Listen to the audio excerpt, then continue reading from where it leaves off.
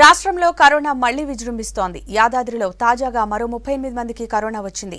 కేసుల సంఖ్య పెరగడంతో యాదాద్రిలో 3 రోజుల పాటు ఆర్జిత సేవలు రద్దు చేశారు అధికారులు. భద్రాద్రి రాములోరి కళ్యాణంపై కరోనా ఎఫెక్ట్ పడింది. ఈ ఏడాది కూడా స్వామివారి కళ్యాణాన్ని ఆలయంలోనే నిర్వహిస్తామని సర్కార్ స్పష్టం చేసింది.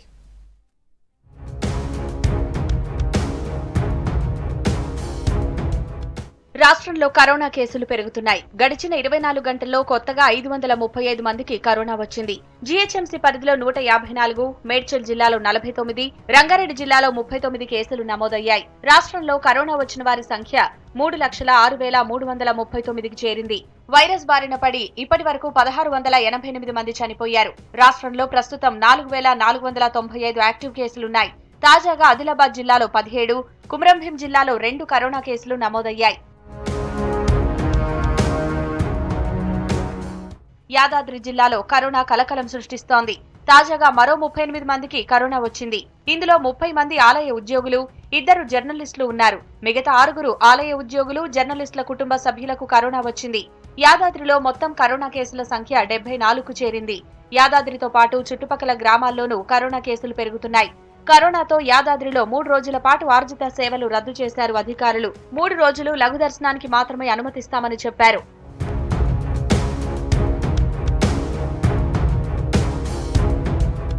భద్రాద్రి రాములోరి కళ్యాణంపై కరోనా ఎఫెక్ట్ పడింది. కరోనా సెకండ్ వేవ్ తో ఈ ఏడాది కూడా స్వామివారి కళ్యాణాన్ని ఆలయంలోనే నిర్వహిస్తామన్నారు దేవాదాయ శాఖ మంత్రి ఇంద్రకరణ్ రెడ్డి. ప్రజల ఆరోగ్యం దృష్టిలో పెట్టుకుని ఈ నిర్ణయం తీసుకున్నామన్నారు. ఇందుకు సంబంధించి ఇప్పటికే జిల్లా మంత్రి పువ్వాడ అజయ్ కుమార్, దేవాదాయ శాఖ కమిషనర్, జిల్లా కలెక్టర్తో చర్చించామన్నారు.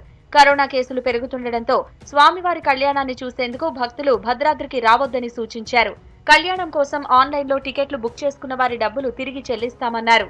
ఇతర ఆలయాల్లో కూడా కరోనా రూల్స్ కు అనుగుణంగా దర్శనాలు కల్పిస్తామన్నారు.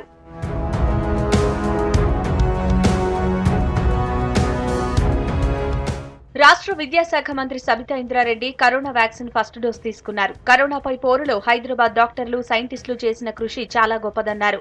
అర్హులందరూ వ్యాక్సిన్ తీసుకోవాలని ప్రజలకు సబితా సూచించారు.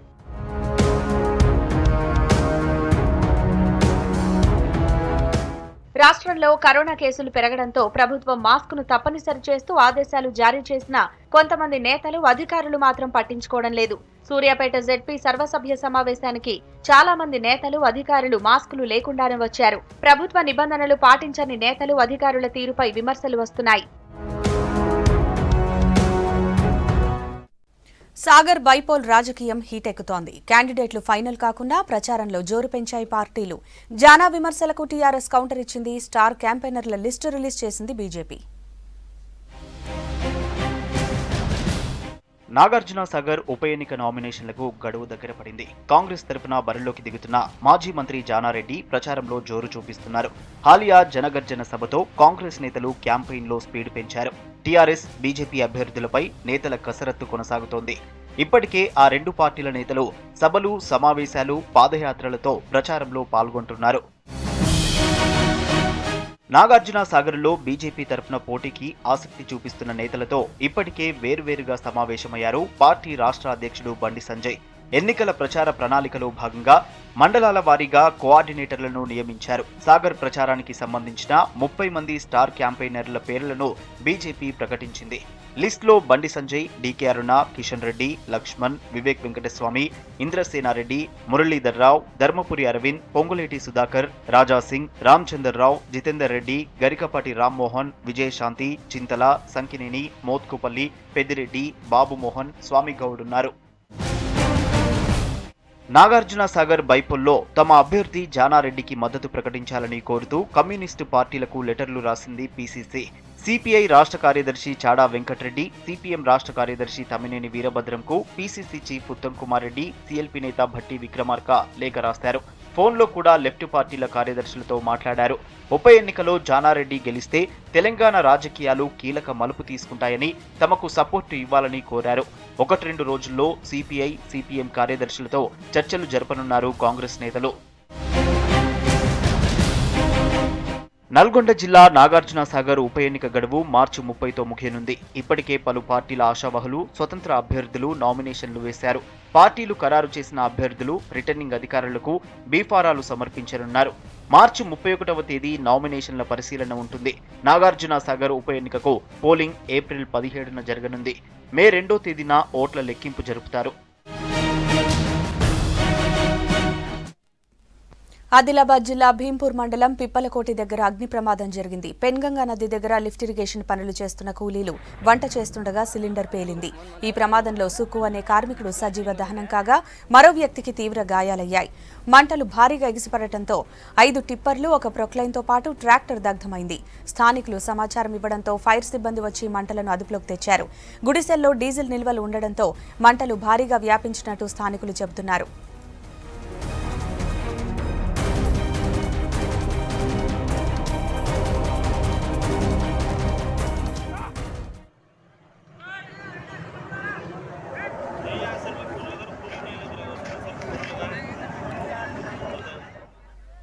ఆదిలాబాద్ జిల్లా భీంపూర్ మండలం పిప్పలకోటి దగ్గర అగ్ని ప్రమాదం జరిగింది.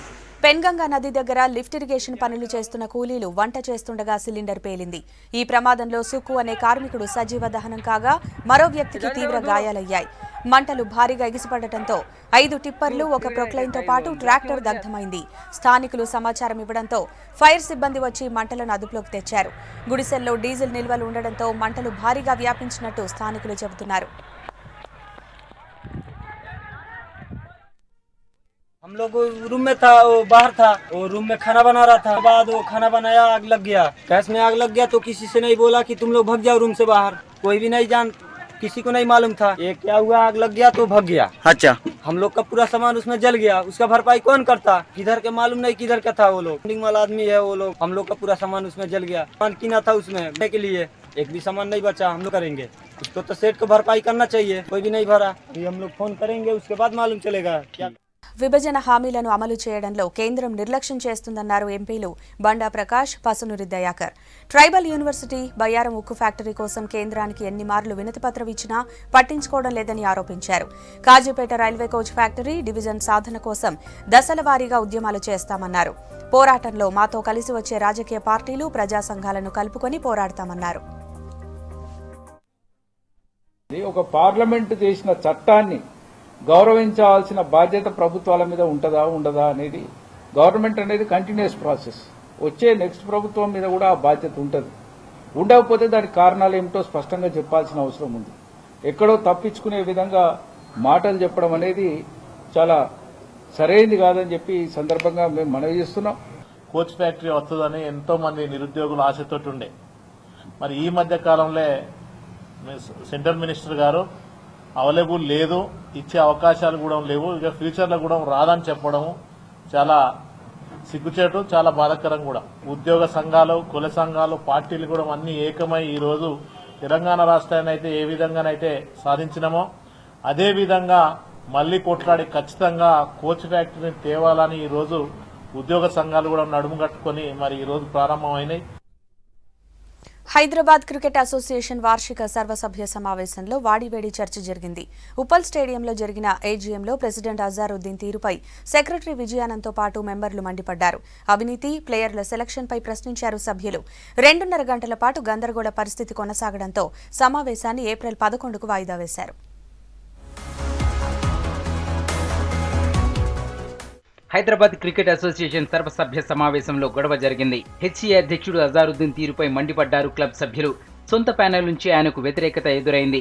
స్టేజ్పై అజారుద్దీన్, హెచ్సీఏ సెక్రటరీ విజయానంద్ మధ్య వాగ్వాదం జరిగింది. అజారుద్దీన్ ఏకపక్ష నిర్ణయాలతో హెచ్సీఏ పరువు పోతోందని మండిపడ్డారు క్లబ్ సభ్యులు. అవినీతి, ప్లేయర్ల సెలక్షన్ పై వస్తున్న విమర్శలు, జిల్లాలో క్రికెట్ అభివృద్ధిపై అధ్యక్ష కార్యదర్శులను మెంబర్లు ప్రశ్నించారు. ఈ దీపక్ వర్మ కనుక మళ్ళా వచ్చేసి sits in the power ombudsman అయితే వీళ్లకు ఫేవరబుల్గా ఉండడు. వీళ్లకు వాళ్ళకి ఫేవరబుల్ మనిషి కావాలి. ఎవరైతే వాళ్ళకి ఫేవరబుల్గా ఉంటాడో వాళ్ళకే they want to give him as a ombudsman. ఇప్పుడైతే ఎవరైతే ఆల్ 6 మెంబర్స్ చైర్లో కూర్చొని ఉన్నారో they are all multi club members. This is how they wanted to rule the association for decades together further more also. దానికి అగెన్స్ట్గా we are all there. Ombudsman గా దీపక్ వర్మ నియామకాన్ని majority సభ్యులు అంగీకరించలేదు. అంబుడ్స్మన్ నియామకం విషయంలో సొంత వర్గం నుంచి అజారుద్దీన్ కు వ్యతిరేకత ఏర్పడింది. ఒకే వర్గానికి చెందిన అధ్యక్షుడు అజార్, సెక్రటరీ విజయానంద్ తిట్టుకుంటున్నట్లు సమాచారం. దీంతో వచ్చే నెల 11కు వార్షిక సర్వసభ్య సమావేశాన్ని వాయిదా వేస్తున్నట్లు ప్రకటించింది HCA. If anything goes, we will go by secret voting on that day. As a secretary, I have received 2 consents, Nisar Ahmad Kukru and Meena Kumari. Deepak Verma also, some members also discussed. We will allow that discussion also. The appointed election officer, Mr. Sunil Gaud, he is doing his homework. అంతర్జాతీయ cricketer అయిన అజారుద్దీన్ హెచ్సిఏకి ఏదైనా చేస్తాడు, తెలంగాణ నుంచి ప్లేయర్లను తయారు చేస్తాడనుకుంటే scene reverse అయిందంటున్నారు కొంతమంది మెంబర్లు. Cricket అభివృద్ధికి కృషి చేయడం మానేసి అధికార పార్టీకి అజార్ కొమ్ము కాస్తున్నారని విమర్శించారు. అజార్ మొండి వైఖరిపై ప్రశ్నించిన క్లబ్ సెక్రటరీలు మెంబర్లను భయపెడుతున్నాడని విమర్శించారు. ఉప్పల్ స్టేడియంలో జరిగిన హెచ్సిఏ 85వ వార్షిక సర్వసభ్య సమావేశానికి అపెక్స్ కౌన్సిల్ సభ్యులు, అంతర్జాతీయ మహిళా ప్లేయర్లు, క్లబ్ మెంబర్లతో కలిపి మొత్తం 186 మంది సభ్యులు హాజరయ్యారు. దేశంలో కరోనా సెకండ్ వేవ్ తీవ్రత కొనసాగుతోంది. 24 గంటల్లో 62,000కు పైగా కేసులు నమోదయ్యాయి. కరోనా పెరుగుతున్న రాష్ట్రాల్లో మళ్లీ లాక్డౌన్ పెడుతున్నారు. ఢిల్లీలో పెళ్లిళ్లు, చావులకు జనం హాజరుపై మళ్లీ ఆంక్షలు విధించారు. హోలీ వేడుకలపై నిషేధం విధించింది ఛత్తీస్గఢ్ ప్రభుత్వం. దేశంలో కరోనా సెకండ్ వేవ్ విజృంభిస్తోంది. 4 రోజుల నుంచి వరుసగా రోజు 50,000కు పైగా కేసులు వస్తున్నాయి. శుక్ర, శనివారాల్లో 62,000 మందికి పైగా కరోనా బారిన పడ్డారు. ఓవైపు వ్యాక్సినేషన్ నడుస్తుండగానే మరోవైపు పాజిటివ్ కేసులు పెరుగుతుండడం ఆందోళన కలిగిస్తోంది. శనివారం 62,714 కేసులు నమోదయ్యాయి. గతేడాది అక్టోబర్ తర్వాత ఇదే రికార్డ్. 312 మంది చనిపోయారు. దేశంలో యాక్టివ్ కేసుల సంఖ్య 4,86,310కి చేరింది. రికవరీ రేట్ 94.58% పడిపోయింది.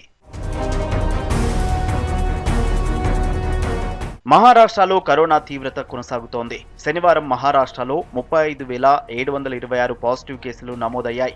166 మంది చనిపోయారు. ఒక్క ముంబై సిటీలోనే 6,123 కేసులు రిజిస్టర్ అయ్యాయి. మహారాష్ట్రలో మొత్తం 3,03,475 యాక్టివ్ కేసులున్నాయి.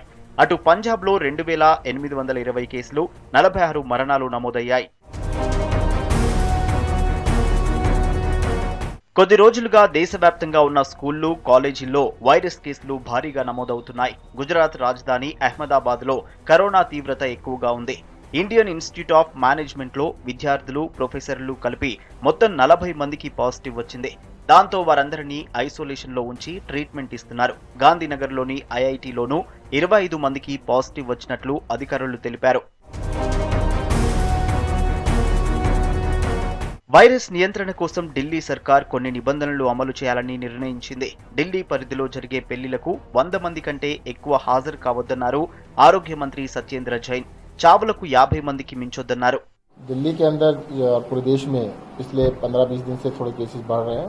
हाँ, अभी शादियों के अंदर जो हॉल की कैपेसिटी का 50% या 100 लोगों का मैक्सिमम कर दिया गया और क्रिमेशन के लिए 50 जो पहले था दोबारा से 50 कर दिया गया. కరోనా కేసులు పెరుగుతుండటంతో ఈసారి హోలీ వేడుకలపై నిషేధం విధించింది ఛత్తీస్గఢ్ ప్రభుత్వం. జనమంతా సెలబ్రేషన్స్ కు దూరంగా ఉండాలని విజ్ఞప్తి చేశారు సీఎం భూపేష్ బఘేల్. ఎవరింట్లో వారు పండగ జరుపుకోవాలని సూచించారు. కరోనా కేసులు పెరుగుతుండటంతో మళ్లీ లాక్డౌన్ పెడుతున్నాయి రాష్ట్రాలు. మహారాష్ట్రలోని చాలా జిల్లాల్లో లాక్డౌన్ కొనసాగుతోంది. యూపీ, పంజాబ్, ఢిల్లీలోనూ ఆంక్షలు అమలవుతున్నాయి. మధ్యప్రదేశ్లోనూ ఎవ్రీ సండే లాక్డౌన్ అమలు చేస్తున్నారు. ప్రధాన నగరాలైన భోపాల్, ఇండోర్, జబల్పూర్లలో వీకెండ్ లాక్డౌన్ అమలు చేస్తున్నారు. కరోనా వైరస్ వ్యాక్సిన్ ఉత్పత్తి వేగాన్ని పెంచడానికి దేశంలోని వ్యాక్సిన్ తయారీ సంస్థలైన Bharat Biotech, Serum Institute of India కేంద్రాన్ని నిధులు కోరాయి. కోవాక్సిన్ ను తయారు చేస్తున్న హైదరాబాద్ సంస్థ భారత్ బయోటెక్ 100 కోట్లు ఇవ్వాల్సిందిగా ప్రభుత్వాన్ని కోరింది. తమకు కూడా కోవిడ్ సురక్షా స్కీమ్ కింద నిధులివ్వాలని సీరం సంస్థ అడిగింది. బెంగాల్ పీఠాన్ని భారీ మెజారిటీతో దక్కించుకోబోతున్నామన్నారు కేంద్ర హోంమంత్రి అమిత్ షా. ఫస్ట్ ఫేజ్లో 30కి 26కు పైగా సీట్లు గెలవబోతున్నామన్నారు. అమిత్ షా ఏమైనా ఈవీఎంలు ఓపెన్ చేసి చూశారా అని కౌంటర్ ఇచ్చారు బెంగాల్ సీఎం మమతా బెనర్జీ. తమిళనాడు సీఎం అయ్యేది స్టాలిన్ అన్నారు కాంగ్రెస్ ఎంపీ రాహుల్ గాంధీ. 200కు పైగా సీట్లతో బెంగాల్లో సర్కార్ ఏర్పాటు చేయబోతున్నామన్నారు కేంద్ర హోంమంత్రి బీజేపీ సీనియర్ నేత అమిత్ షా. బెంగాల్, అస్సాంలో జరిగిన ఫస్ట్ ఫేజ్ ఎన్నికల్లో బీజేపీ ప్రభంజనం సృష్టిస్తుందన్నారు. తమ అంచనా ప్రకారం బెంగాల్లో 30 సీట్లకు 26కు పైగా తామే గెలుస్తామన్నారు. అస్సాంలోనూ 47 సీట్లలో 37కు పైగా విన్ అవుతామన్నారు అమిత్ షా. ఢిల్లీలో మీడియాతో మాట్లాడారు అమిత్ షా. बंगाल में हम 30 में से 26 सीट से ज्यादा भारतीय जनता पार्टी विजयी हो रही है. जहां तक आसाम का सवाल है, 47 में से 37 सीटों से ज्यादा 37 सीटों से ज्यादा भारतीय जनता पार्टी विजय प्राप्त करेगी. అమిత్ షా మైండ్ గేమ్లు, స్టంట్లు బెంగాల్లో నడవబోవన్నారు టీఎంసీ ఎంపీ డెరిక్ ఓబ్రెయిన్. గుజరాత్లో తప్ప ఆయన మైండ్ గేమ్ ఎక్కడా పనిచేయదన్నారు. ఎన్నికలు జరుగుతున్న టైంలో ఇలా బూటకపు లెక్కలు చెప్పడం అమిత్ షాకు కొత్త కాదన్నారు ఓబ్రెయిన్. ఓడిపోతామని నిరుత్సాహంలో ఉన్న బీజేపీ కార్యకర్తలను ఉత్తేజపరిచేందుకే అమిత్ షా ఫేక్ నంబర్లు చెప్పారన్నారు. Amit Shah ji is famous to try and playing his mind games. These are all mind games, these are stunts. These mind games and stunts will work in the Gujarat Gymkhana. The reason he did this is to try and up the morale of the BJP workers in Bengal. బెంగాల్లో అభివృద్ధికి, అరాచకానికి మధ్య పోరాటమన్నారు CM Mamata Banerjee. బంగారు బెంగాల్ నినాదంతో వస్తున్న వాళ్ళంతా ఎన్నికల వరకే అన్నారు. ఆ తర్వాత ఎవరూ కనిపించారన్నారు. బెంగాల్ చందీపూర్ నియోజకవర్గంలో ఎన్నికల ప్రచారం చేశారు సీఎం మమత. పూర్వ మిడ్నాపూర్లో భారీ బహిరంగ సభలో ఆమె పాల్గొన్నారు. 25,000 ছেলে মেয়ের চাকরি হবে, নন্দীগ্রামও পাবে, চণ্ডীপুরও পাবে, আর নন্দীগ্রাম আর হলদিয়ার মধ্যে আমি একটা ব্রিজ তৈরি করে দেবো. రాజకీయ ప్రత్యామ్నాయం కావాలని కేరళ ప్రజలు కోరుకుంటున్నారన్నారు రక్షణ మంత్రి రాజ్నాథ్ సింగ్. కేరళలో రాజకీయ హింసను బీజేపీ అంతం చేస్తుందన్నారు. తమ ప్రభుత్వం ఏర్పాటైతే శబరిమల ఆలయం సాంప్రదాయాలు కాపాడేందుకు చట్టం తీసుకొస్తామన్నారు. కేరళలో ప్రచారం చేశారు రాజ్నాథ్ సింగ్. कांग्रेस और लेफ्ट पार्टियों का समय अब समाप्त हो चुका है और these party do not understand the new aspirations of the people of the Kerala. इसलिए यहाँ पर चेंज की जरूरत है. కేరళలో కాంగ్రెస్, బీజేపీల మధ్య పొత్తు ఉందని ఆరోపించారు ముఖ్యమంత్రి పినరయి విజయన్. అది ఈ ఎన్నికల్లోనూ కంటిన్యూ అవుతోందన్నారు. ఎన్ఫోర్స్మెంట్ డైరెక్టరేట్ పై దర్యాప్తునకు ఆదేశిస్తే కాంగ్రెస్ ఎందుకంత వర్రీ అవుతోందని ప్రశ్నించారు విజయన్.